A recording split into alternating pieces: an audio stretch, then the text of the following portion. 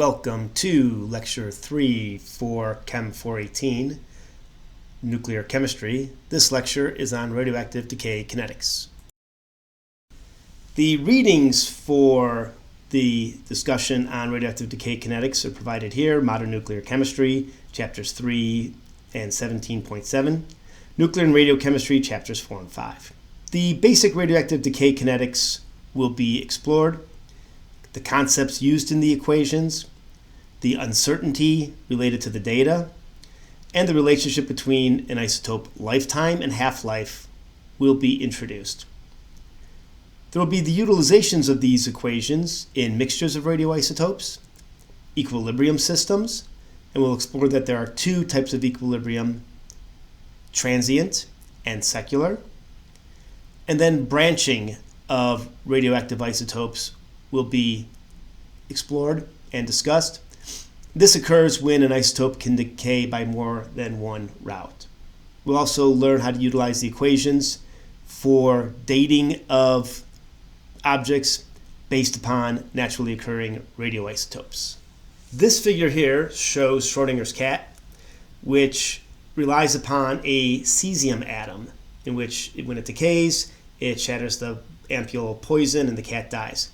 This is related to the probabilistic nature of a decay. We're going to see that for a given atom, we can't predict when a decay will occur, but we can talk about the probability of it decaying.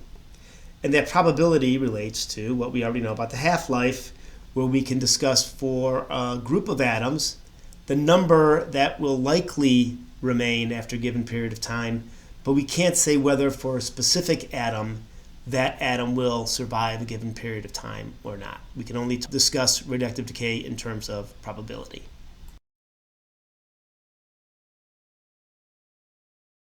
DNA and career chip, please. Erwin Schrödinger, huh? What's in the box, Schrödinger? A cat, some poison, and a cesium atom. The cat, is it alive or dead? Alive or dead? Answer here, fool. It's a superposition of both states until you open it and collapse the wave function. Says you. There's also a lot of drugs in there.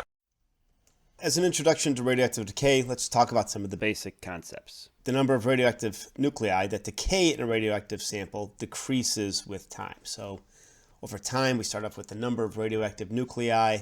As they decay, well, they may decay to other radioactive nuclei, but eventually there is a change from something that's radioactive to non-radioactive. And for a given decay, where let's say a radioactive isotope decays from something radioactive to something non-radioactive, we see an exponential decrease, that first law relationship that we saw on the previous slides.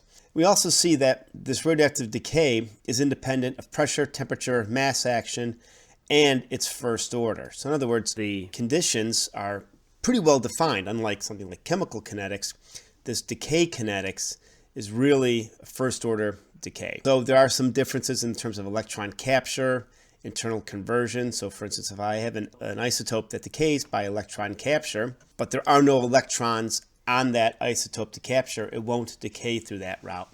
The route still exists, it's just that there's no probability of that decay because there's no electrons. When is this relevant? If you're looking at cosmic rays, which could be described as particles, so flying through space, you could have a cosmic ray that's really just an atom accelerated so fast there are no electrons on this. And as a graduate student, I actually looked at this in terms of an isotope of niobium, understanding what was its, if it wasn't decaying by electron capture, what was its positron decay route. And that positron decay route is a much longer half-life than the electron capture. So something else that's about radioactive decay, it's specific for an isotope and it's irreversible. So in a lot of respects, different than chemistry. So an isotope, when it decays, that decay rate, that decay constant, which we show here and we discussed earlier, is consistent. And you don't get a reaction where something will decay by alpha and maybe it goes backwards where it absorbs that alpha. So naturally, you get all these terms. Radioactive decay is pretty specific. Now, the decay of a given radionuclide is random. If I had 100 atoms, just trying to select which atom that was radioactive would decay, that's probabilistic. I could make a bet that within a certain half-life, right, 50% would decay within the half-life, but I couldn't predict which one would decay. Now I could talk about the lifetime of each given atom, but I can't specifically state which radioactive isotope would decay at a given time. The decay rate is proportional to the amount of the parent isotope, so the decay rate is equal to the decay constant times the radioactive nuclei. So in other words, the counts per second, this decay constant times the number of atoms. So your activity decreases, since this is a constant, this is my activity decreases as the number of my radioactive isotopes decrease. Decay constant is average decay probability per nucleus for a given time. And that's what our decay constant is, log 2 divided by half-life, and we've discussed how to do these calculations in a previous lecture.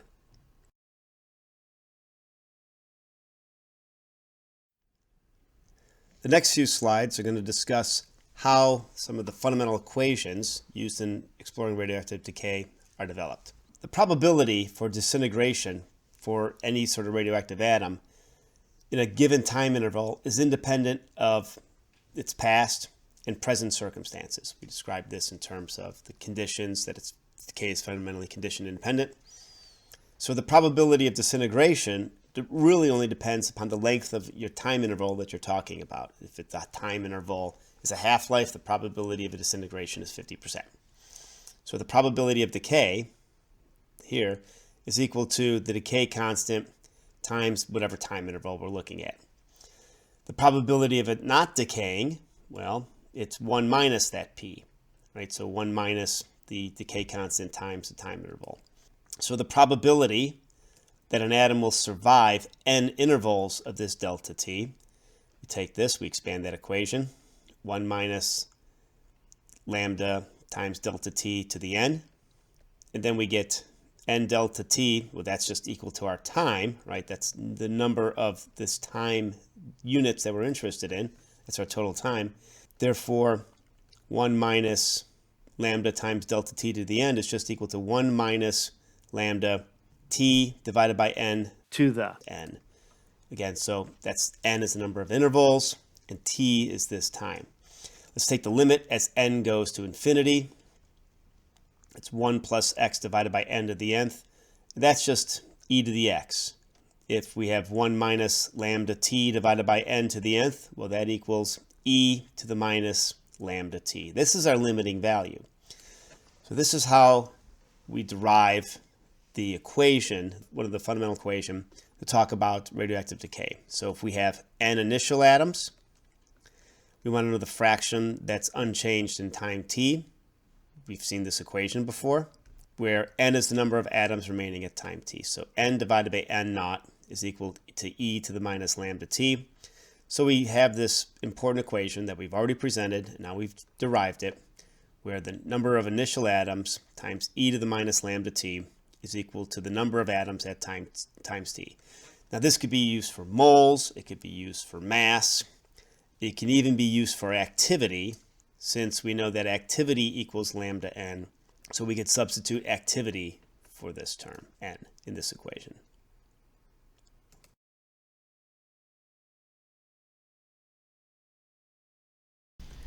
For counts arising from the decay of radioactive material, those are the counts that are detected by a radiation detector, there is an inherent uncertainty associated with the value. This is an important term to understand because it helps one design experiments in the laboratory based upon the need for data collection and activity of nuclides in experimental solids and solutions. In a radioactive decay process, as we discussed, the decay of a given isotope is random. So the number of atoms in a given sample that will decay can be different for a given time based on the uncertainty associated with the decay process.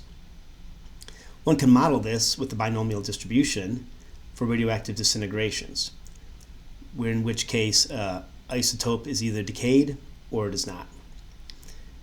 it turns out that the uncertainty is based upon the number of counts that are observed. I want to emphasize that this is counts observed, not the decays. So for instance, if you have an isotope that has 100 decays per second, but your detector can only observe 10% of the decays, well then you're only going to see 10 counts per second. So the counts are observed, and the detectors have a range of efficiencies. And the term for the uncertainty is based upon this expanded equation, but in practice, the decay constant times the time is small. This value becomes 1, and the standard deviation winds up being the square root of the number of counts that one observes. The relative error from this effort is just the inverse of that value. An example is shown here where you have the counts, the uncertainty, and the percent error. You can see a collection of 10 total counts would have an uncertainty of 3.6, so you'd have 10 plus or minus 3.6 counts that you'd expect to have within a given sample, and the error is 31%. If you're going to use this value for determining a concentration, for instance, from activity equals lambda n, where you can determine the number of atoms of a radioactive isotope in an experimental sample, 31% error is not very acceptable. Increase the counts to 100, the error drops to 10. 1,000, 3.16, and 10,000, 1%. Normally, in the laboratory, having counts between 1,000 and 10,000 provides suitable uncertainty in your data and is within the general experimental error of other devices and apparatus that you would use in the laboratory. Generally speaking, the more counts you have, the lower your error. But as you can see from this table, 1,000 to 10,000 counts is reasonable error value. Anything over 10,000 counts, you'll be under 1% error, but chances are most of the procedures you'll use in the lab will exceed that error.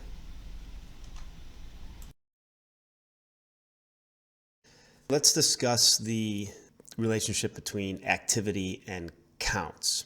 When something decays, we discuss the activity of an isotope. It's got, activity equals lambda n. It may have an activity of 10 becquerel. So the question is, if I put that on the detector and I get 10 decays per second, how many of those are going to turn into counts? Because not every decay is observed. The detector is not 100% efficient. So we need to be able to convert counts to decay. For a given detector, its efficiency at detecting the radioactive decay can be determined, and that value is used to convert experimental count rate data to decay rate data. For calculating the activity, the fundamental equations can be used. Activity equals lambda n. Activity initial times e to the minus lambda t is equal to activity at a given time. So we have these relationships. And what we really need to do is when we talk about the relationship between counts and activity, it's the detector efficiency. The general relationships that one could see are shown here. If we looked at activity as a function of time on a linear scale, we'd get this relationship, the log scale, so a semi-log graph, we get a nice relationship. And the units for activity, I already mentioned becquerel, 1 decay per second. Another unit is the Curie, which is 3.7 times 10 to the 10th decays per second. This is based upon 1 gram of radium-226. 1 gram of radium-226. If I calculated the number of atoms in a gram of radium-226, so 1 divided by 226 times a mole, times the decay constant, which is log 2 divided by the half-life of radium-226, which is 1,600 years. That half-life does need to be converted into seconds. I get an activity of 3.7 times 10 to the 10th decays per second. So a Curie, that unit, is based upon 1 gram of radium-226. Details of this calculation are shown here. For the decay constant, log 2 is divided by the half-life in years, 1,600. There's 365.24 days in a year, 24 hours in a day, 3,600 seconds in an hour. That gives a decay constant of 1.37 times 10 to the minus 11 inverse seconds. The number of atoms of radium-226 in a gram is shown here, where the atomic mass of radium-226 is used, 1 divided by 226 times Avogadro's number, 6.02 times 10 to the 23rd, gives 2.66 times 10 to the 21st atoms of radium-226 in a gram of radium-226. These terms are then used to determine the activity by multiplying the decay constant times the number of atoms. So there are two activity units that are used, the becquerel, decay per second, and the Curie, this 3.7 times 10 to the 10th, decays per second. The equations that we've discussed can be used to help define some of the terms that we're already using. We've already discussed half-life. That's the time it takes for half of something to decay away. We've seen a few of these curves, the relationship if it's log or linear. The half-life, let's define it, it needs to decrease radionuclides by 50%. And there's a relationship between the half-life and the decay constant. If I took the general equation where the number of atoms at a given time t is equal to the number of atoms initial times e to the minus lambda t, I just looked at the ratio.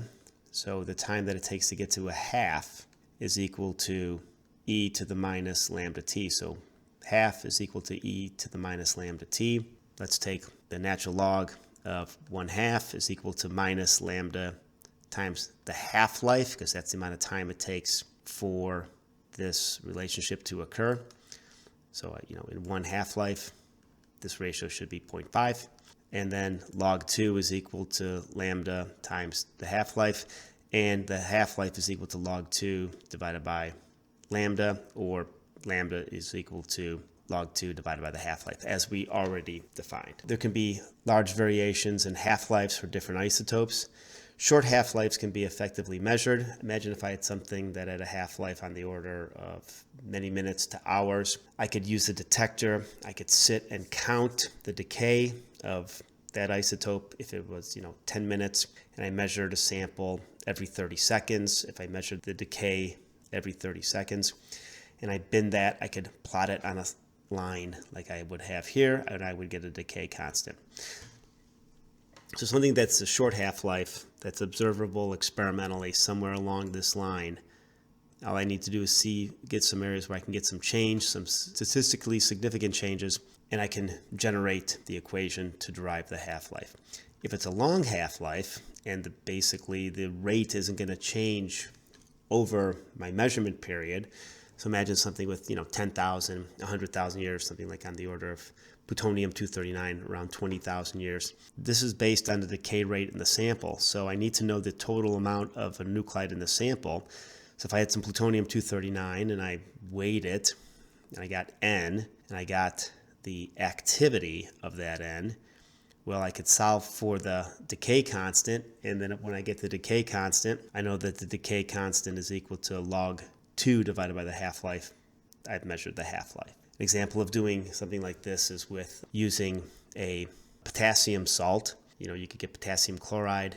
Potassium-40 is a naturally occurring radioactive isotope. One could put that on a gamma detector, look for the potassium-40, understand the efficiency of that potassium-40 peak on that detector in that geometry, and use that weighing the total amount of potassium chloride, knowing the fraction of potassium chloride that's potassium-40, calculate what the half-life is, and you can compare it to the measured value.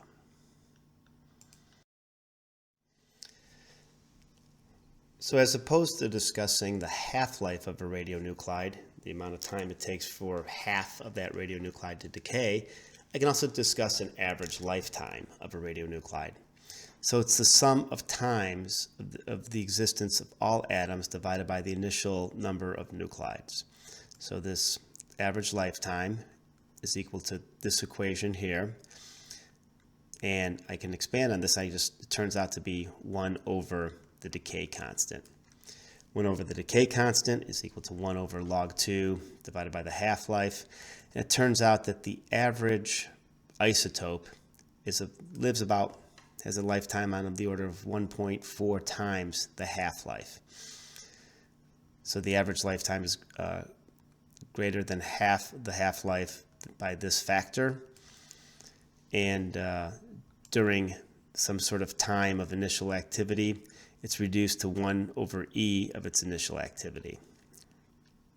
So I can understand the relationships between these two, but when would you want to know the average lifetime? Well, a lot of times it's important if I'm talking about dose, if I want to understand what's going to be the average dose that one would get. You're talking about then you would talk about the average lifetime. Or if I'm doing atom at a time chemistry, which is what I did as a graduate student, if I only have one atom in a solution, half-life doesn't really make sense. And what you talk about is the average lifetime. So what we would do, we'd measure the average lifetime, get an ensemble of atoms together, measuring the average lifetimes, then we can get a half-life from that. But if you think about it, what you're really doing, if an ensemble, a regular experiment where I can measure the half-life, is really having a large enough collection of atoms to measure these individual averages in an ensembled system that allows you to derive something like a half-life as opposed to just a lifetime. This is a summary slide of everything we discussed previously. This slide has the equations one should focus on. We've got a few equations. This n at a given t is equal to n initial e to the minus lambda t, where this is some sort of number of radionuclides, the decay constant, and time. It also works for activity or counts, right? Because they're both related to n, the number of atoms. It could work for mass. It can work for anything that you could connect. If you could talk about a concentration, how the concentration changes, as long as the volume remains the same, but you're decreasing the number of atoms. We also have activity equals lambda n. So the number of atoms times n is equal to activity. So this is becquerel, which is count per second, and curies, which is 3.7 times 10 to the 10th decays per second. So 3.7 times 10 to the 10th becquerels. We also have lifetime, which is the average lifetime of an atom is 1.443 times its half-life. And if you think about it from the decay, half the atoms should decay within the 1 half-life, but within 2 half-lives, 25% should be there. So the average atom is going to live a little bit longer than the half-life. And then finally, the error, where we have m is the number of counts, and this standard deviation is just equal to the square root of the number of counts. And we use this to determine how long we should perform an experiment to get a reasonable count rate so that the error generated from the counts isn't exceeding or driving the experimental error.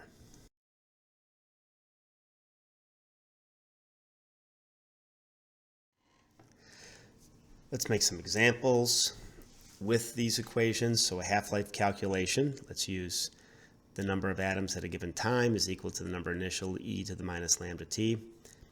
All right, so we'll utilize this in terms of activity. We have an initial count rate of 890 becquerel. After 180 minutes, the count rate was found to be 750 becquerel. What's the half-life of the isotope? Well, activity at given time is equal to activity initial e to the minus lambda t. Solve for lambda.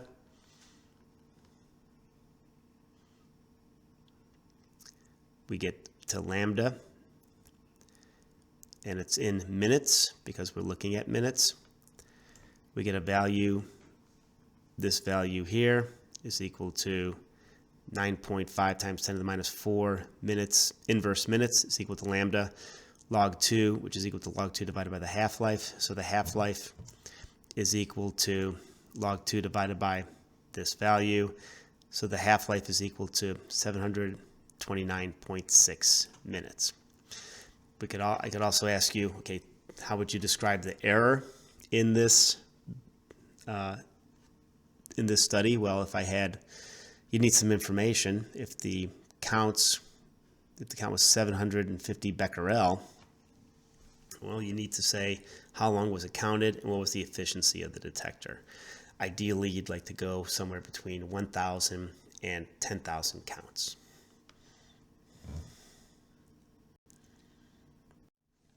The previous example showed an example of calculating a short-lived isotope, something where you can look at change over a reasonable time.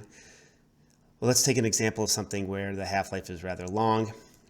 So we use activity equal lambda n, and the example is 150 milligrams, so 0.15 grams of curium-248, shown to have an alpha activity listed here, 0.636 millicuries. So what's the half-life? First of all, let's find the activity. I'm giving you the activity in millicuries. You'd like it to put into something like counts per second. So 0.636 times 10 to the minus 3 curies times 3.7 times 10 to the 10th counts, or becquerels per curie, counts per second per curie, gives me my activity in counts per second. So 2.57 times 10 to the 7th becquerel. I need to find n. That's pretty straightforward. If I give you the mass and you have,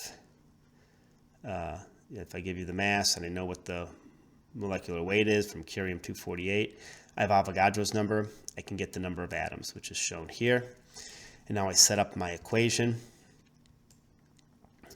And I use the activity equals lambda n, solve for lambda, put this in, I get lambda is equal to 6.46 times 10 to the minus 14th inverse seconds. Solve for the half-life, where lambda is equal to log 2 divided by the half-life. I get this equation, and I get my time unit in seconds because it's inverse seconds. So that is the one thing you need to be aware of, is that you got to keep your time units consistent whenever you do these calculations. Now, the time unit in seconds, that's not really helpful. 1 times 10 to the 13th seconds. So we convert that to minutes, hours, days, years. So the half-life of curium-248 is 3.4 times 10 to the 5th years. We can use, again, activity equals lambda n from an example where we actually do some counting. Let's say you've got a gamma detector, and at 60 keV, the efficiency is 15.5%. What is the expected gamma counts from 75 micromoles of americium-241? Well, I use this information here to get the gamma branch, which is for americium-241. The gamma efficiency data shown here is from the table of the isotopes and the Lund University site. These data sets include information not only on gamma decay, but other decay routes, and we will describe these data sets in more detail later in the course. The gamma branch at 60 keV, so 59 right over here, is, I multiply it by 1 times 10 to the minus 5. This is 3.56 times 10 to the 6, so it's 35.9% is my gamma branch. Unlike the table of the isotope data, the gamma branching values from the Lund University website are already normalized, so the value here is 35.9, which is the same value from the table of the isotopes. So I need to take my detector efficiency, which in this example is measured to be 15.5%.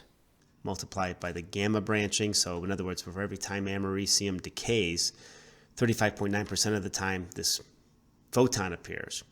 When that photon appears, I only see it in the detector 15.5% of the time. Then I use my lambda n. That's equal to my counts. I put in my half-life. Using the half-life of 432.7 years and normalizing that to seconds, where there's 3.16 times 10 to the 7th seconds per year, you get a half-life of 1.37 times 10 to the 10th seconds. I get the seconds because remember I said the half-life needs to be at the same unit. It's given to you in years. I need to convert it to seconds. I use this seconds half-life to get the decay constant. So I want to find N. I tell you that there's 75 micromoles of the americium. It tells you how many atoms of americium are present. So activity equals lambda N, right, which is this term. Then I still need to multiply it by the gamma efficiency and then the detector efficiency. So activity equals lambda N times the gamma branching ratio times the detector efficiency. But if I put this sample in, I would expect to have 1.3 times 10 to the 8th count per seconds. That's way too many counts. You would saturate your detector. So what this tells you right away is that that concentration is way too high. We're talking orders of magnitude. You'd better go to 75 nanomoles or even picomoles. You can afford to have 1.28 times 10 to the second counts per second. So you have a lot of variability that you can build into the system. Also helps you understand what concentrations are suitable for doing measurements in your experiments.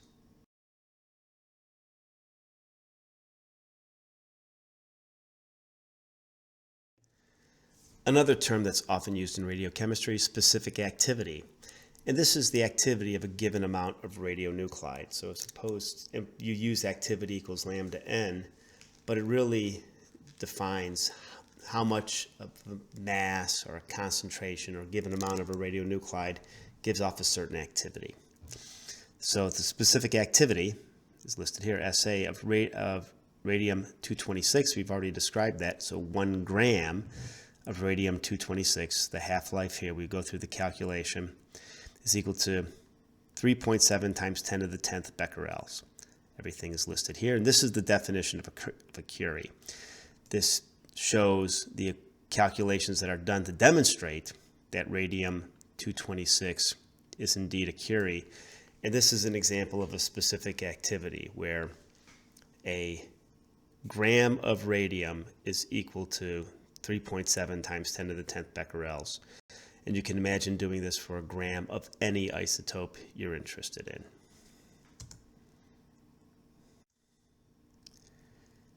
So a final example of a calculation from the equations that we've covered in part 1 of this lecture is the lifetime. And let's look at an example of atom at a time chemistry, Rutherfordium-261.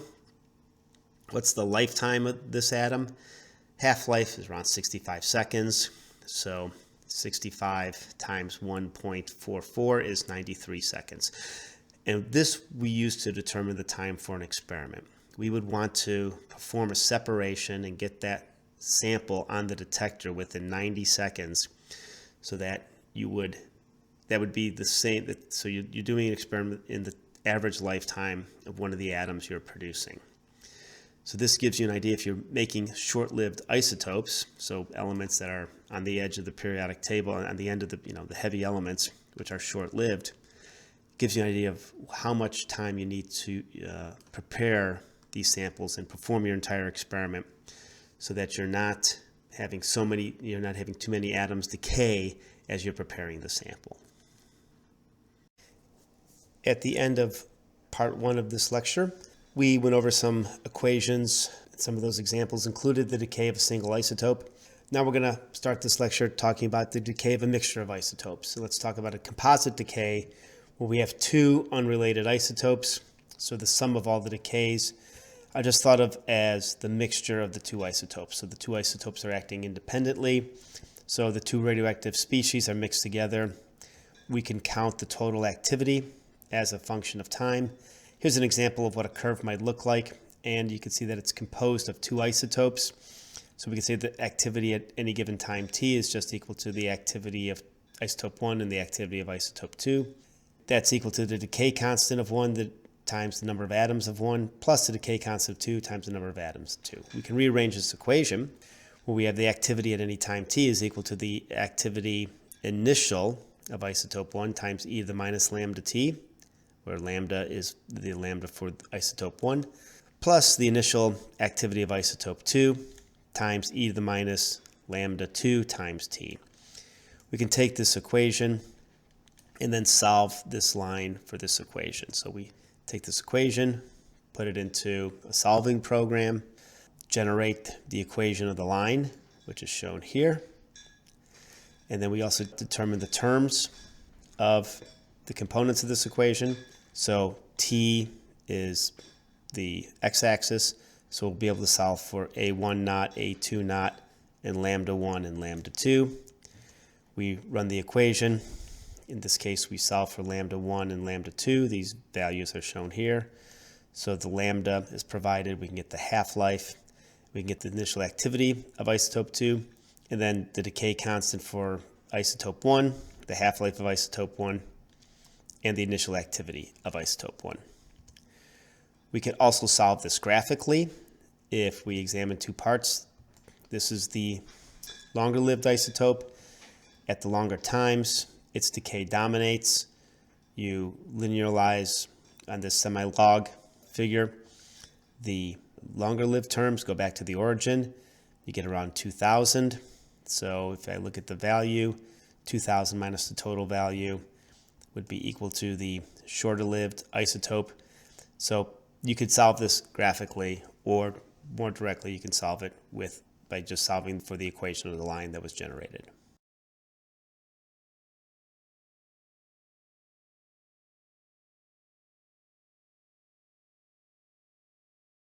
Now we can expand these equations into related decays, in other words, a parent and progeny, daughter decay. So we know that we have conditions where one isotope decays into the other, the decay series being the most common examples. So here's a figure that shows the uranium-238 decay chain, also the 232 thorium, and then there's uranium-235 decay series. Those are the natural occurring decay series. However, you can pick out a number of isotopes that will often, particularly if they're far from the line of stability, they will also have decay chains. Example here, uranium-238 decays to thorium, eventually makes its way all the way down to stable lead-206. There are actually 4 series. One of them would start with neptunium-237, which is short enough lived compared to the lifetime of Earth and the solar system that it will have all decayed away. So for any system like this, for a parent progeny decay, the rate of progeny formation is dependent upon the parent decay rate minus the progeny decay rate. And it's this relationship that we're going to really exploit to help understand the equations and how we can address under relationships between parent and progeny decays. Let's consider the case of a progeny isotope being produced from the decay of a parent isotope. So we have an isotope 1, and it decays into isotope 2. So the change of isotope 2 over a function of time is just equal to the decay of the parent producing a progeny isotope, and then any subsequent decay of that progeny isotope. We rearrange this equation. We get this term, get this equation. So let's solve and substitute for N1 using N1 at times t is equal to N1 naught initial e to the minus lambda t. That equation then becomes what is seen here. Let's take a linear first order differential equation. Let's just solve by integrating the factors to solve this linear first order differential. Let's multiply by e to the minus lambda 2t. The equation then becomes what we see here, where we get the change of n2 e to the lambda 2t is equal to lambda 1, the initial amount of isotope 1 e to the lambda 2 minus lambda 1 t with respect to time. So we've gone through the equations. We now have this equation, which we further treat to reach our final equation. Now let's integrate over time. So let's provide the integral, and we get this term. So let's integrate over what we see here, lambda 1 n 1 naught e to the minus lambda 2 minus lambda 1 times t divided by the difference between lambda 2 and lambda 1. From 0 to t, the equation becomes n2 e to the lambda 2 times t minus n2 initial is equal to a ratio of the decay constant for 1 divided by the difference between the decay constant for 2 minus 1, times this term n1 e to the lambda 2 minus lambda 1 times t minus 1, multiply by e to the minus lambda 2 times t, and solve for n2. Remember, we're talking about the progeny, so we're looking for n2. n2 at any time t is equal to the decay constant of the parent divided by the decay constant of the progeny minus the decay constant of the parent. This describes the relative growth and decay. So the decay of the parent is growing into the progeny, but as the progeny decays, it's disappearing. So you have the parent decay rate filling the progeny, and then the progeny decay rate having the progeny disappear. The initial amount of the parent times e to the minus lambda 1 times t minus e to the minus lambda 2 times t plus any amount of the progeny that is originally present. So let's consider that term also. So now we have this relationship where we can use to provide an understanding of how much progeny is present at a given time t based upon an initial amount of parent and even an initial amount of progeny. So we have part of the equation which describes the growth of the progeny from the parent and then initial amount of progeny. So pretty straightforward. We have these two components that provide information related to the amount of the progeny available at any given time.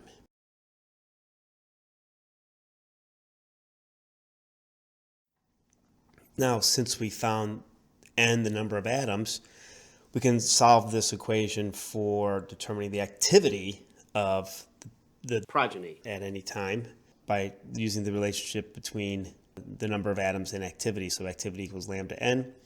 So we multiply this by lambda 2. So we take the term.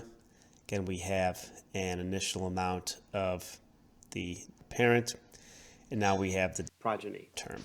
We can use this to find maximum progeny activity based upon just the change of the progeny. With respect to time equal to 0, we're maximizing. And let's solve for t.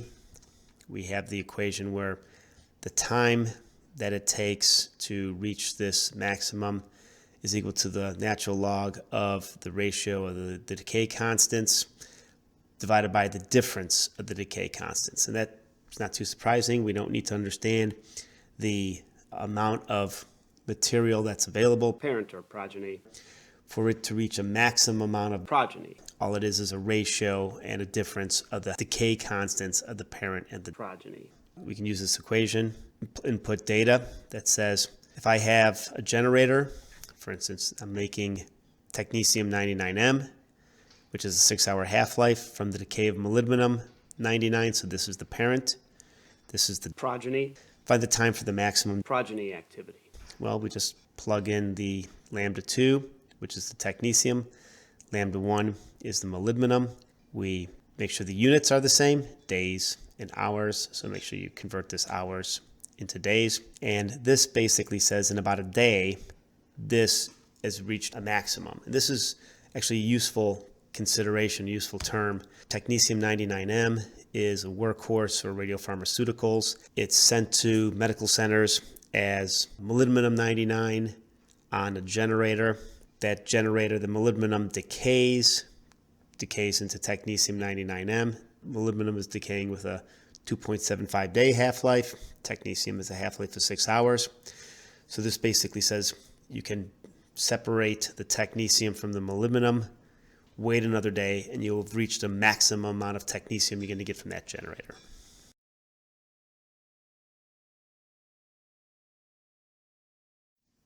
In the previous slide, we used a differential to evaluate conditions where maximum amount of progeny would be created from the decay of a parent. We can actually make some more simple relationships based upon the relative differences between the decay constant of the parent and the decay constant of the progeny, or the half-life relationships.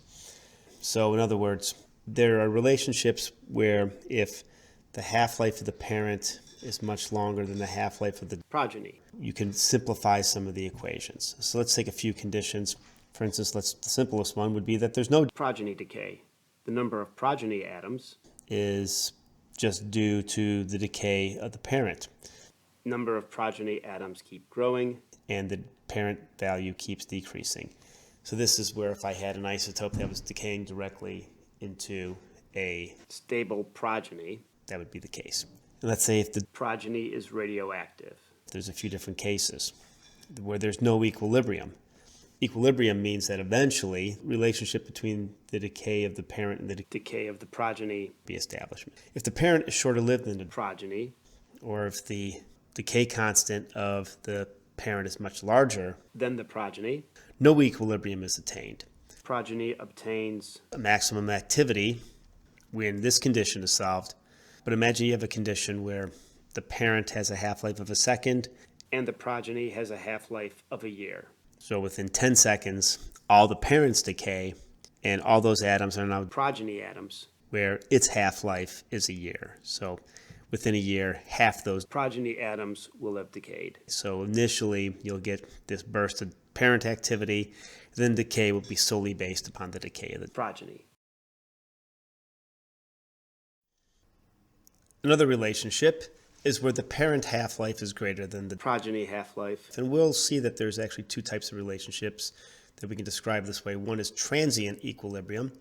In this case, where the parent half-life is about 10 times. That of the progeny half-life. One of the other properties is that Due to the relatively short parent half-life, the activity of the parent may change during the measurement time. so this is called transient equilibrium, so that there's a change that's ongoing. Now the decay constant of The progeny, is going to be greater than the decay constant of the parent. The ratio between the parent progeny, becomes constant over time. As we see, as shown here, here's a total activity. There's a activity of the parent. There's a progeny activity, that grows in. That ratio becomes constant over time. Now, this ratio is going to be the same. The total value will change. So we see that this ratio is going to be constant. And as t goes to infinity, the activity goes towards zero. and we can collapse the equation so that the number of Progeny atoms is approximately equal to the decay constant of the parent divided by the difference between the decay constant of the progeny and the decay constant of the parent times the initial amount of the parent e to the minus lambda t, so the decay rate of the parent. It becomes this equation, and then we can just look at a ratio. The ratio between the number of progeny atoms and the number of parent atoms at equilibrium is equal to a ratio of the parent decay constant divided by the difference between the progeny and the parent decay constant.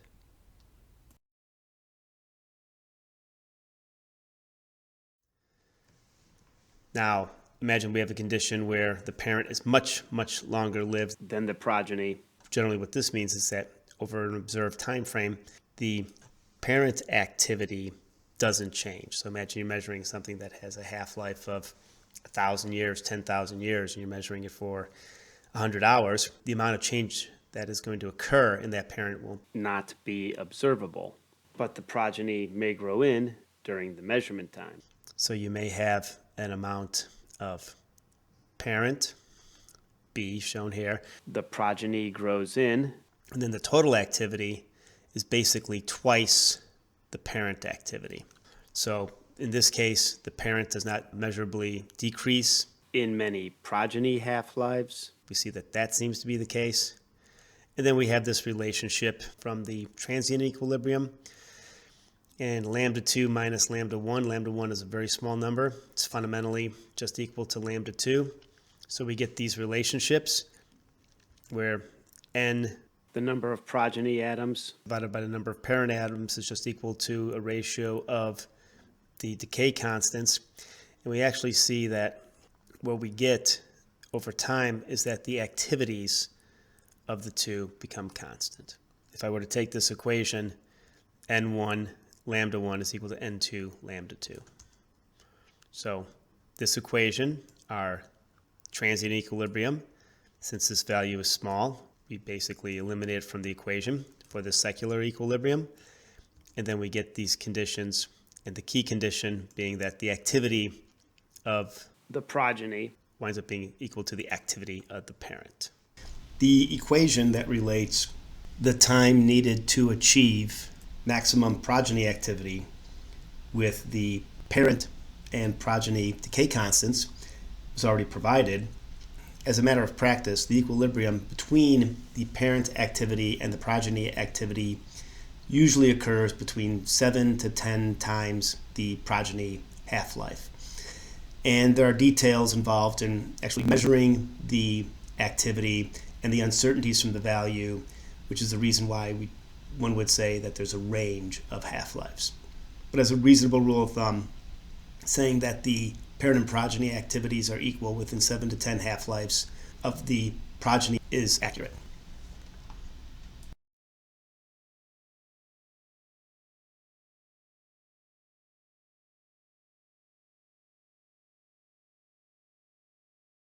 Well, what if we have a condition of many decays? So parent, one progeny to the next, to the next. So here's an example of a decay chain that you could calculate with the Bateman equation. It's the decay of neptunium-237 going all the way to bismuth-209, and then they even show the decay of bismuth-209 to the thallium-205.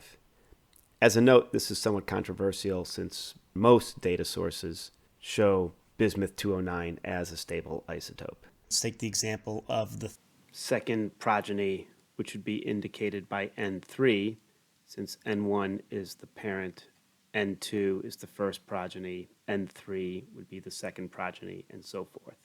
So that's the change in the Specified progeny with respect to time is just equal to the decay of the progeny 1 that is populating progeny 2 minus the decay of progeny 2. And we use the Bateman solution to calculate this entire chain. And the equation for the Bateman solution is shown here. It assumes that only parent is present at time 0, and we have a factor where this C1, C2, Cn factor, so whatever n is, The number of progeny to be calculated, it's equal to this factor here, which is shown as the decay constants from 1 to n minus 1, and the difference between the decay constants of 2 minus 1, of 3 minus 1, so of all of them for this subscript value, all the decay constants minus that value, time the initial amount of the parent. This C2 value, and again we've got C2 e to the minus lambda 2, so that's the progeny 1, decay constant. Well, that's just equal to, again, the same factors here, all the decay constants to n minus 1. So depending upon what your n value is here. And then the decay constant of 1 minus 2, decay constant of 3 minus 2. Now we've taken what we're subtracting the decay constant by is the coefficient or the factor of this C value. It goes on and on. So you can build many, many chains. As you can imagine, writing this yourself, there's a lot to take into account. Another way to do this is to get a Bateman solver. There's Bateman solvers available. One of these programs that solves isotope growth and decay will be presented and can be found at this website.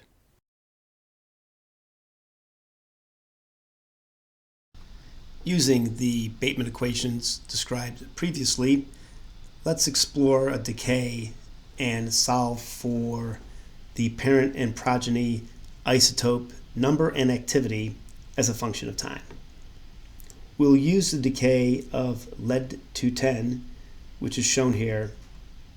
This isotope decays to bismuth-210 through beta decay, and that decays to polonium-210, again through beta decay, and the polonium-210 emits an alpha, and the progeny from that is stable lead-206. So in this decay, we have 3 radioactive isotopes and 1 stable. Let's evaluate the data from the chart of the nuclides and use that in the Bateman equation. We can list the decay mode just for convenience, but the important term is the half-life. So the half-lives of the isotopes in question are provided with their units, and they are the lead-210 half-life is 22.3 years, the bismuth-210 a little over 5 days, and polonium-210 about 140 days. Lead-206 is stable. So let's convert all the half-lives to the same unit and calculate the decay constants that we'll need in seconds. So here we have a table, and I just do this in Excel. I take the units, and then I write an equation in which I take the unit for the time and convert that into seconds. Log 2 divided by the seconds provides the decay constants for the isotopes of interest. And again, note that the lead-206 is stable.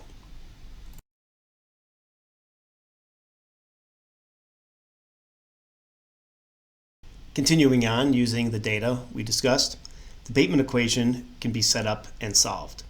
So what one does is we need to solve for the lead-210 and its progeny based upon an initial amount of lead-210.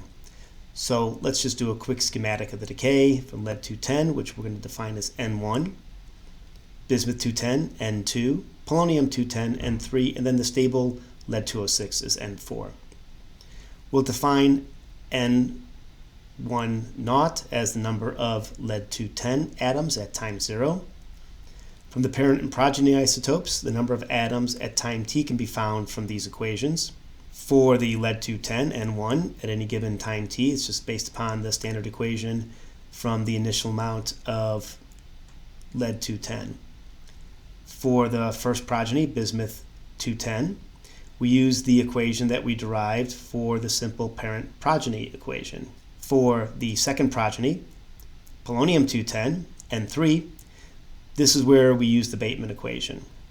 We set up the Bateman terms based upon the initial number of parent and the decay constants for the parent, the first progeny, and the second progeny. For the lead-206, which is stable, we just take the amount of lead-206 from the difference of the initial amount of lead-210 atoms minus the amount of lead-210 atoms at time t plus the amount of bismuth-210 atoms at times t plus the amount of the polonium-210 atoms at time t. We don't need to account for the decay of the lead-206 because it is stable. We can set this up in Excel and calculate for the number of atoms of the parent and the progeny at any given time. And since we know the number of atoms, we can also calculate the activity by multiplying the number of atoms by the decay constant for that isotope. And here's an example of the data in an Excel spreadsheet where the first table is the isotope half-life converted to seconds with the decay constant. These are the terms that are then used along with the initial amount of the parent, in this case lead-210. The times, in this case, the times are selected in years and half-year units, and that time is converted to seconds. That's used within the Bateman equations and the decay relationships to determine the amount of a given atom as a function of time. And as you can see with this, the number of parent atoms decreases as we go down. Obviously, it's a 22-year half-life, and we're going from 0 to 10 years. And then we can see that the first progeny, the bismuth-210, increases and then reaches an equilibrium state where it's decaying because of the decay of the parent. And then same for the second progeny, and then finally an increase in the number of the stable lead-206. We could take this data, and since it's the number of atoms multiplied by the decay constants that we've derived here, and get the activity for each isotope as a function of time. Of course, the lead-206 would not have an activity as it is stable. And if we go to this website, you'll see a page. Click here to download the program. It'll ask you for some information, and then you can download the program. This version, there's also a link on the Canvas site, version 2002 available. You can read the information that's available. They are looking for feedback, so they'd be happy to have feedback. And this is a PC program, so it does not run on an Apple product.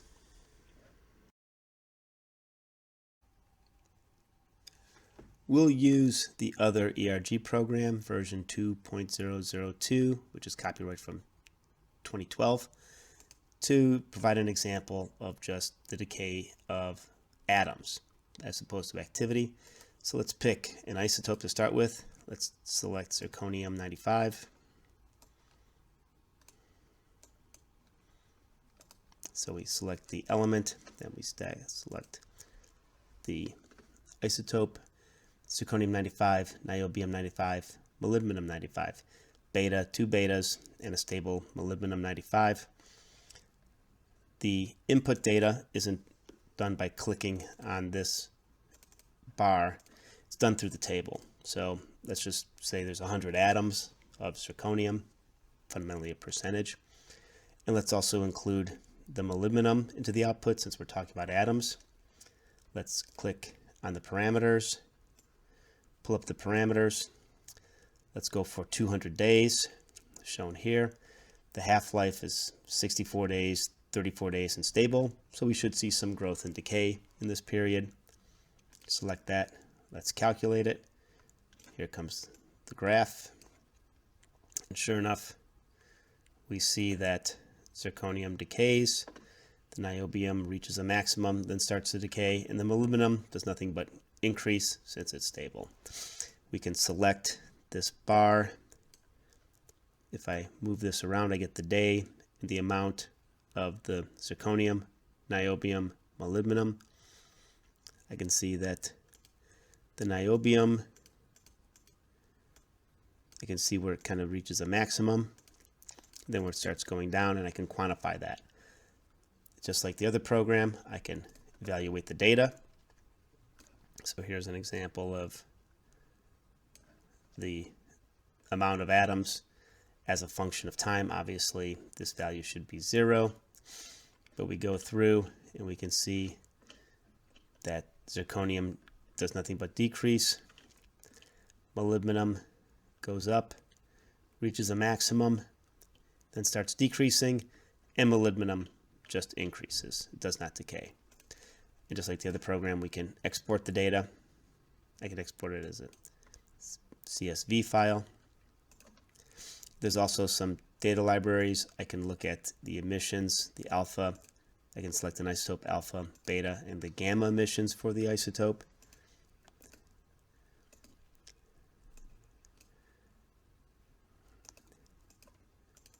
I can select niobium-95, look at its emissions, no alphas, 3 beta energies, 3 gamma energies. I get the energies and the decay probabilities. I can also look up atom, if I just have a gamma decay, I can write in, for instance, a gamma decay, 661.6 keV. I can do a tolerance of 0.1 keV, so it'll be 661.5 to 661.7. It pulls up all these values. So if I was interested in, if I just saw a gamma line, for instance, cesium-137, that's the gamma that I'm thinking of, I can get that gamma and also its decay probability. So this program, you could use this program, you can use the ERG 1.001. Either will work for looking at growth and decay, series, daughters, decay chains. You can get data out of both. If there's any assignments, these will be used on, they'll operate on PCs, they won't operate on Macintosh. And if you have an issue with that, we can resolve that through the course. One of the terms we discussed in the example of the uranium-238 decay is branching decay. And this showed a condition where an isotope will decay by 2 different routes. Alpha and beta was the example that was shown in that decay. Now, if you look up an isotope on the chart of the nuclides, you're only going to find 1 half-life. So an isotope only has 1 half-life, therefore it only has 1 decay constant. But actually what that decay constant is, it's fundamentally a sum of all the decay constants. However, often only 1 decay constant dominates. It's fundamentally equal to the observed decay constant. So that half-life is the observed half-life. If something has a very low probability, it has a large half-life, and it often isn't observed or difficult to observe. So for a branching ratio, you could actually calculate partial half-lives or partial decay constants. From this equation here, the sum of any decay constant is just equal to the sum of its components. And let's take an example of an isotope that decays by alpha and beta. So the alpha decay constant and the beta decay constant is equal to the total constant. The branching ratio is just the ratio of the decay constant of the alpha divided by the total decay constant. You could also look at the half-lives, where the branching ratio is the total half-life divided by the half-life of the decay route. So in this case, you'll observe that since it's a number less than 1, the half-life of the decay routes are less than the half-life that is provided in the observed half-life that's provided in the chart of the nuclides. So let's consider an example, bismuth 212. What's the half-life for each decay mode that decays by alpha and beta? We see that there's a 36% alpha branch, 64% beta branch. The decay constant's the half-life's about a minute. So log 2 divided by 60.55, the decay constant's about an hour. The half-life's about an hour. The decay constant is log 2 divided by 60.55 minutes. We see that the branching ratio is equal to, for the alpha 0.36, is equal to the alpha decay constant divided by the total decay constant. Let's solve for the alpha decay constant as shown here. We get a decay constant of 0.0041 inverse minutes. Log 2 divided by the half-life is equal to the decay constant. We use that to calculate the alpha decay, which is about 170 minutes. The alpha decay half-life. We do the same thing for the beta decay. We see that its value is about 95 minutes. We could calculate the half-life directly using this ratio. If I know that the half-life total is 60 minutes, the alpha half-life is equal to the total half-life divided by the branching ratio. Same thing for the beta, total half-life divided by the branching ratio. So in this way, if you're given a total half-life and a partial decay constant or partial half-life, you could calculate the branching ratio, or you can calculate the decay constants and the half-lives from the branching ratio. Here's an example of the utility of the equations we've just explored. This figure shows the radiotoxicity of radioactive waste as a function of time, and you see the radiotoxicity is listed in sieverts per metric ton of natural uranium. It's a way of comparing the toxicity of spent fuel to that of natural uranium. So there's this line that shows natural uranium ore. So the idea is, how long would you need to wait so that spent fuel becomes as toxic as natural uranium? And you see this point over here. Now the dose, and when we learn about dose, we're going to see that it's related to activity. So all the equations, the growth and decay equations we discussed, can be applied to generating this figure. And we see that we're able to break the waste into different components. There's fission products, which are generally short-lived, and that dose decreases over time. There's minor actinides and decay products. There's plutonium and decay products. So this gives you an idea of what components of radioactive waste contribute to the dose. And this is important when we discuss separations in radioactive waste treatment in the nuclear fuel cycle. We also see here that this is for an average burnup of 50 gigawatt days per metric ton for a light water reactor. And those are conditions of a nuclear reactor that we will briefly touch upon in this course, and we may have a full lecture in it. So overall, the equations we discussed can derive data such as this over a period of 1,000,000 years, and in this case, the equations can be used to evaluate the radionuclide activity and dose over time. We now have an opportunity to take these equations to calculate growth and decay and use them to explore how we can determine the age of materials based upon naturally occurring radionuclides. So there are two sets of naturally occurring radionuclides, let's say primordial radionuclides, that have survived since they were first deposited on Earth. They tend to have a half-life of greater than 1 billion years. They also have decay products that are formed from these long-lived radionuclides. We saw the example of uranium-238, uranium-235, thorium-232 are also decay chains. And here's an example of potassium-40. And again, I wanted to point out from the chart of the nuclides, this black bar here designates that it's a naturally occurring radionuclide. In this case, long-lived. Potassium-40, any potassium-40 that was originally deposited on Earth 1 billion years ago has gone through on the order of 1 half-life. The age of the universe, nominally 4.5 billion years. The potassium-40 has gone through a half-life, but there's still a reasonable amount of material. Now, there's also shorter-lived radionuclides that are formed from continuous reactions with cosmic rays and with matter. So, for instance, tritium, carbon-14, beryllium-7. Here's the data from the chart of the nuclides for carbon-14. Its half-life is 5,000 years. Obviously, if any of the carbon-14 that was originally deposited on Earth during the formation 1 billion years ago has long since decayed. But these nuclear reactions, and for carbon-14, neutrons hitting nitrogen-14 produce a proton and carbon-14. And these reactions, there's also a reaction for producing carbon-12, but this reaction, as you can imagine, this is a neutron with sufficient energy to knock out a proton. This reaction occurs because the atmosphere is primarily nitrogen. Most of that is nitrogen-14, so this is our target. The neutrons are formed from cosmic rays coming in, forming these neutrons in nuclear reactions, and those neutrons then hitting the nitrogen-14, liberating a proton, and forming this carbon-14. Now, anthropogenic radionuclides have also been introduced, so radionuclides made by human activity. These are primarily actinides and fission products. They also include carbon-14 and tritium, and these have been introduced through weapons testing. All these radionuclides, particularly the naturally occurring ones, can be used to evaluate dating. However, if one is going to use carbon-14 or tritium, or anything that was introduced through anthropogenic activities, a normalization has to occur for accurate dating of these materials.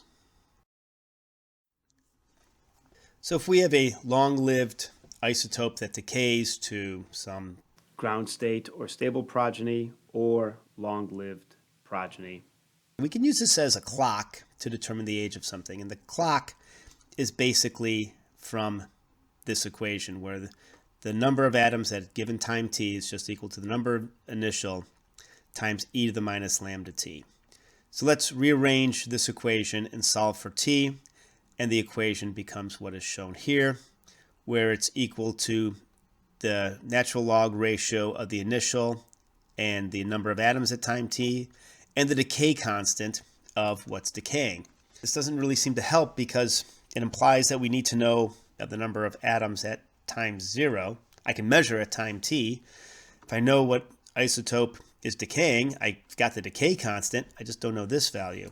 We need to be able to determine what this time t is, and what we can say is that, well, the decay of the parent to the progeny is constant. And let's just say the total amount of progeny plus the total amount of parent at time t is equal to the initial amount of parent.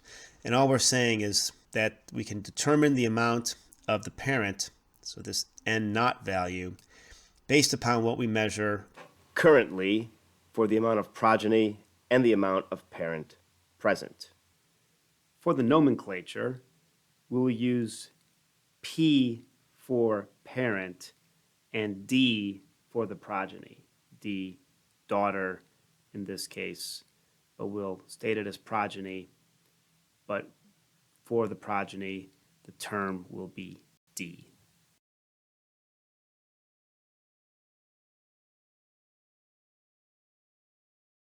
We can start with the equation where the amount of parent at time t equals parent initial e to the minus lambda t. We use the conditions where there is no progeny present at time 0 all the progeny is due to the parent decay, and no progeny is lost during the time of decay, so this time t. We can rearrange this equation so that the progeny at time t is equal to the parent initial minus the parent at time t. This becomes the parent at time t times e to the lambda t minus 1. And then solving for t, we rearrange this equation to what is shown here, where t, the age of the sample, is equal to 1 over the decay constant times the log of the sum of 1 plus the ratio of the progeny atoms to the parent atoms. So let's consider how this could work. Imagine that there's a mineral, for instance, zircons, which are zirconium oxides, have a small amount of uranium embedded in them.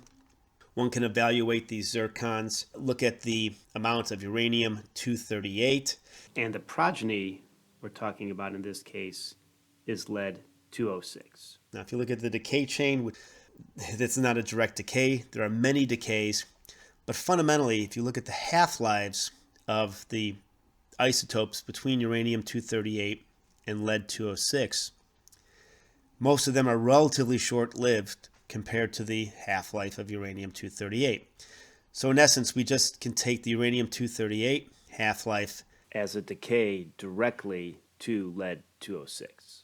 So what we need to assume is that there was no lead-206 present at time 0 in this zircon. All the lead-206 that is there is due to the decay of uranium-238, and that no lead-206 was lost during the lifetime of this material. What you could do for lead, if you were to evaluate if there was other lead present, lead has other stable isotopes, you could determine how much lead there is. Look at, for instance, lead-208, how much of that was there.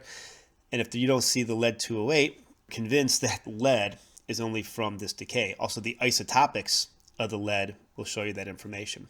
Of course, if there's uranium-238 present in your sample, you're probably also going to have uranium-235, and those progeny will also need to be considered. So if we go through this, what is the age of the mineral? Let's substitute our terms into this equation. So it's the decay constant, which is log 2 divided by 4.5 billion years. The log of the sum of 1 plus the ratio of the progeny to the parent. And I said that the fraction is shown here, the ratio. So we can just take those values. At time 0, the progeny isotope lead-206 is not present. At time t, which is now, the progeny to parent ratio is 0.4. So this becomes the inverse of the decay constant times log of 1.4, and you get 2.2 billion years. That's a relatively consistent time frame for some zircons, and this technique is actually used for dating older zircons. Again, we use this equation. This is our fundamental equation. All we need to know is the decay constant and the ratio of the progeny and the parent today.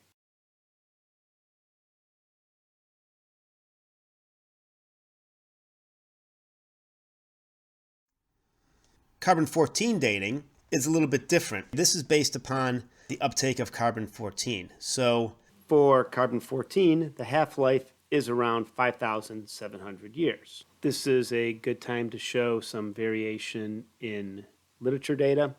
There are 3 half-lives for carbon-14 shown here, 5,715 years from the chart of the nuclides, 5,730 years from the table of the isotopes, and 5,700 years from the Brookhaven website. The choice of the half-life will have an influence on the calculated age of the sample. So if one ever evaluates literature, you should make sure you explore and understand which reference was used for the carbon-14 half-life. For carbon-14 dating, the baseline is that an organism, as it's alive, is taking in carbon. The ratio of carbon-14 in natural carbon is constant, and it's due to the natural formation of carbon-14 in the environment. Dating with carbon-14 is based upon when the organism stops uptake of equilibrium carbon-14. That organism is no longer taking up carbon upon its death, or it ceases that interaction. So the carbon-14 begins to decay. If I know the amount of carbon-14 in a certain amount of carbon at equilibrium, so at time 0, and I see how much carbon-14 there is per a unit mass of carbon at the current time, one could measure the sample age. We just rearrange the equation we used previously. 1 divided by the decay constant of carbon-14 times the log of the carbon-14 at equilibrium divided by the carbon-14 in the sample. So the equilibrium value is listed here. And what's the age? There's a wooden sample that's been found. It now has 0.15 becquerel per gram. This is 227 becquerel per kilogram, so we need to make it per gram, so it's 0.227 becquerel per gram. Let's rearrange these equations, and we get the natural log of 0.227 divided by 0.15, and we get 3,420 years. So carbon-14, 5,000 year half-life, is reasonable for doing carbon dating on that order, so thousands of years. There's actually another way that you can do carbon dating as opposed to looking at the radioactive decay. You can use a mass spec and count the number of carbon-14 atoms in a carbon sample. So you get that ratio, right? The activity is fundamentally using activity equals lambda n. I can get the number of atoms of carbon-14 per the number of atoms of total carbon. If I use the mass spec, I can actually count them. And you can go to actually lower detection limits. And that's one of the methods that is used today. And again, it's the same equation that we talked about previously, but now it's specialized for normalization of carbon-14 at equilibrium. And the equilibrium value shown here, again, this is listed in becquerel per kilogram. If your data is provided in grams, you need to change that normalization.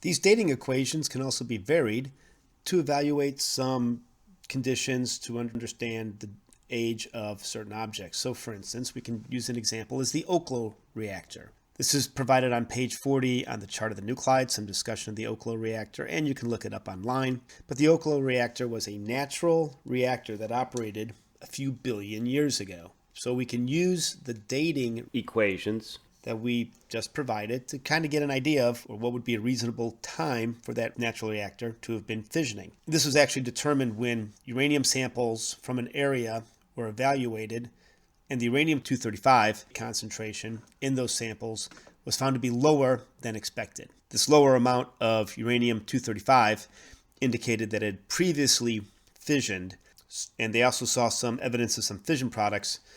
So it indicated that at one time, the configuration of this natural ore body was sufficient to create natural reactor. And you can read about the details of this. So let's figure out a route of rearranging these equations to determine what was the time that the Oklo reactor was operating. Let's use the amount of uranium-235 as an indicator. Today, 0.7% of uranium is 235. And if we look at a reactor with light water, with regular water, the uranium-235 needs to be at 3.5%. The half-life of uranium-235 is shorter than the half-life of uranium-238. So fundamentally, there's a clock set up that if we know the uranium-235 to 238 isotopic ratio today, and we want the amount of uranium-235 to be 3.5% at time 0. So let's compare the 235 to 238, and we'll call it this uranium ratio, and use our regular decay equation. So we need to just set up the ratios. So the ratio of uranium today is equal to the initial ratio times, we got to take the decay constants for the 235 and the 238, since we're using a ratio of 235 and 238. The time is equal, it's the same. Let's rearrange this equation so that the amount at time 0 is just equal e to the minus lambda 235 times t plus lambda 238 times t. So now we have everything we need to know to solve this equation. We just rearrange. We solve for time. We have the ratio at time t, the initial ratio. We know the decay constants. We rearrange this equation, and we get a value on the order of 2 billion years, which is actually pretty accurate. So again, we input the ratio from today, input the ratio that we know that's a condition for the reactor to operate, throw in the constants, calculate, and we get a reasonable value. And all this was done is just based upon understanding that a reactor needs about 3.5% of uranium-235 with natural light water in order for fission to occur.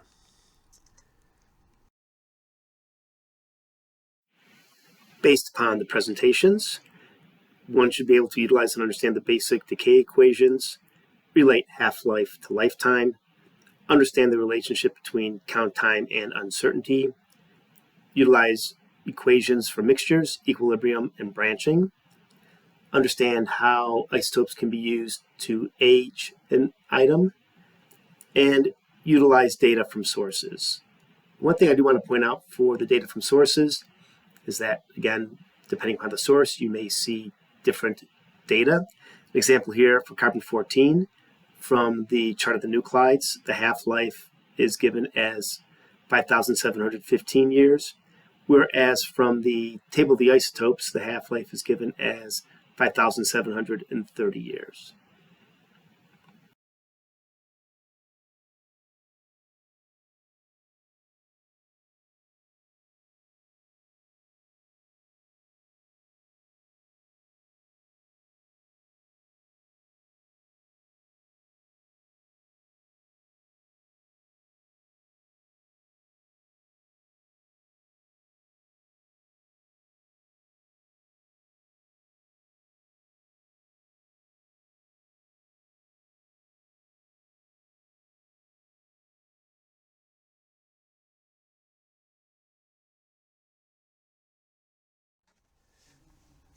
So let's review some questions you should be able to answer based upon the lecture.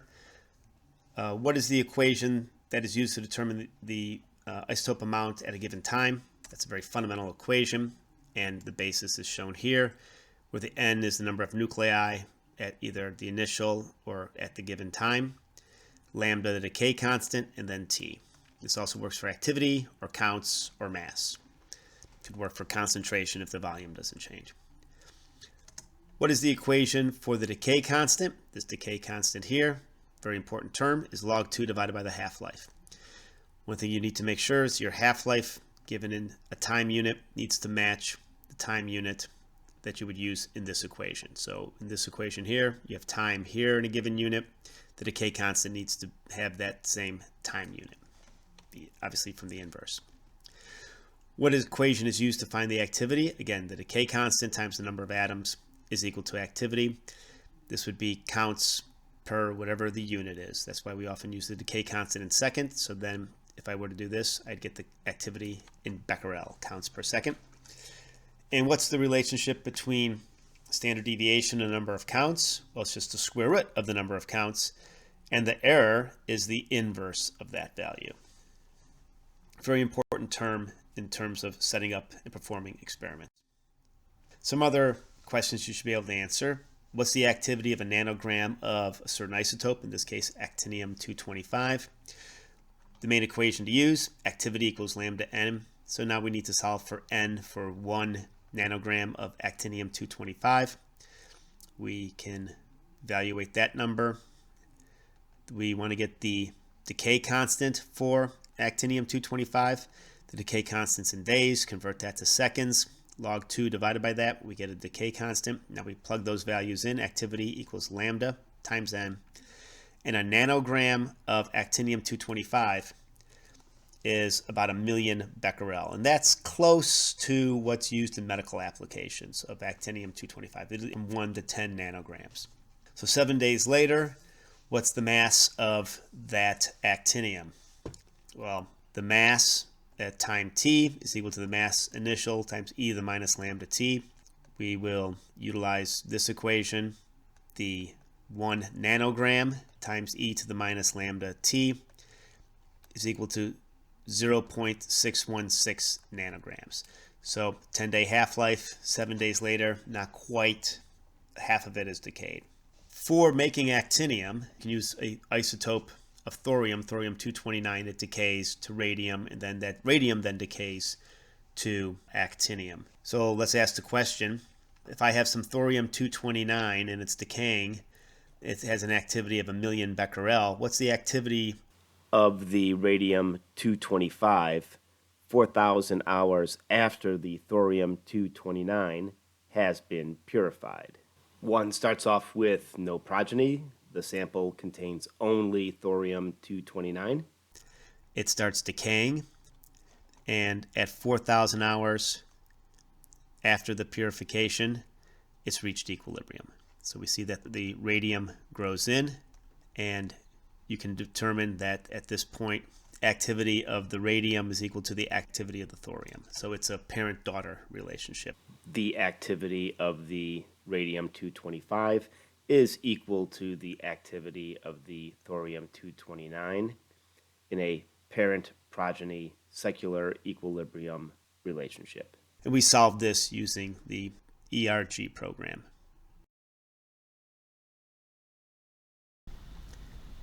We can also define the Curie and Becquerel. A Becquerel being 1 decay per second. A Curie, 3.7 times 10 to the 10th decays per second, where we saw that the definition of the Curie is based upon the activity of 1 gram of radium-226. We also discussed using isotopes in determining the age of objects. And what are some of the basic assumptions used for radionuclides in dating?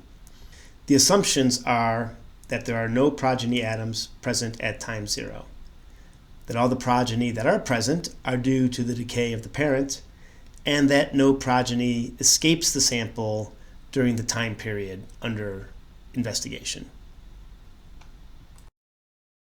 When you have completed this lecture, please comment in the discussion section and respond to the Lecture 3 quiz. The lecture summary, those terms and concepts that you should focus on from the lecture, are shown here. The error in counting is an important term that was discussed, and it's simply the square root of the number of counts. This dictates conditions when one does work with radioactive material. There were a number of examples of utilization of equations of growth and decay. Examples include determining the number of atoms at time t from an initial amount of atoms using this equation, the activity from the number of atoms and the decay constant. This is a very fundamental equation, activity equals lambda n, and the relationship between half-life and the lifetime. This shows that the average lifetime for an atom is a little bit over the half-life. You should be able to calculate parent-progeny relationships. The full equation for the parent-progeny relationship is provided here, where the progeny atoms at a given time are a function of the amount of initial parent and any initial progeny present. Relationships were also presented that can simplify this equation based upon the half-lives of the parent and the progeny. You should be able to do calculations for multiple progeny using programs and understand that the Bateman equation is used to do multiple progeny. However, you will not be asked to develop programs or spreadsheets for doing the Bateman equation. You should understand branching decay, that isotopes can decay by more than one decay route. Often this is not the case, however, there are examples that were presented and that we will discuss later in the course. You should be able to use the branching ratio for mixed decay to find the partial half-life of a given decay. So for instance, with bismuth-212, which decays by alpha and beta, the data shows a half-life for bismuth-212. You can use that to determine a decay constant for bismuth-212. However, the partial half-lives or the partial decay constants for the alpha decay and the beta decay are based upon the branching ratios. Finally, this lecture discussed age dating using isotopes, you should be able to understand what are the necessary conditions for dating to be successful and what equations can be used for this, particularly the different equations that are used for carbon-14.